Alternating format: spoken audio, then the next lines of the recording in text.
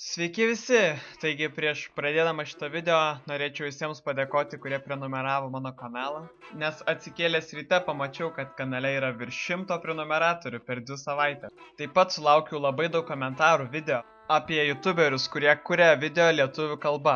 Visi rašė, kad iFunzo ir NIS.lt turėjo būti pirmoje vietoje, tačiau jie kuria video anglų kalba. Todėl šiandien nusprendžiau padaryti video būtent apie juos. Ponios ir ponai, pristatau jums 10 žmonių, kurie yra iš Lietuvos, tačiau kuria video angliškai. Taigi nieko nelaukdami galime keliauti į 10 vietą.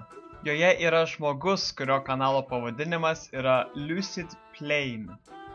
Lucid Plane kanale pagrinde galima rasti muziką, kurią atsiųsti gali kiekvienas.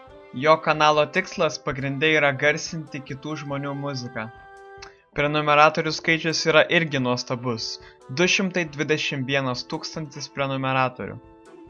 Toliau galime važiuoti į 9 vietą. Joje turime dar vieną muzikos kanalą pavadinimu Marvelous.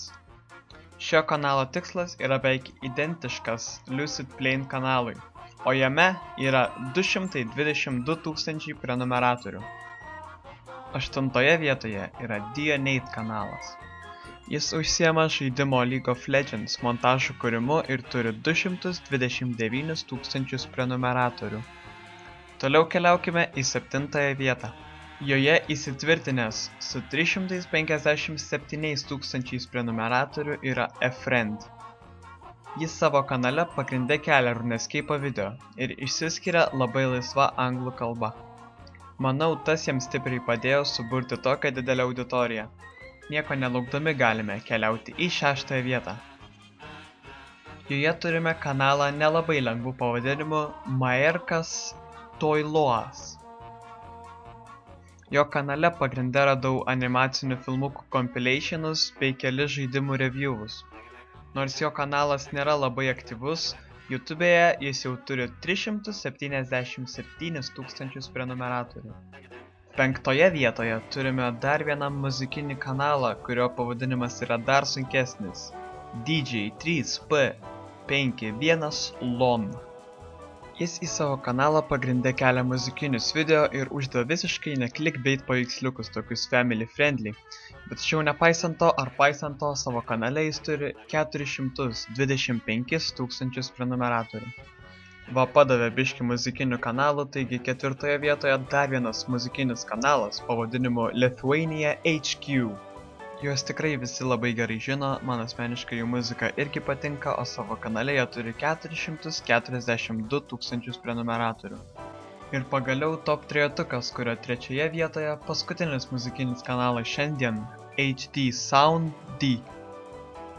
Šio kanalo tikslas, kaip ir kelių pastarųjų kanalų, tai yra garsinti žmonių muziką, o ją gali pristatyti kiekvienas. Savo kanale jie turi surinkę netgi 445 000 prenumeratorių.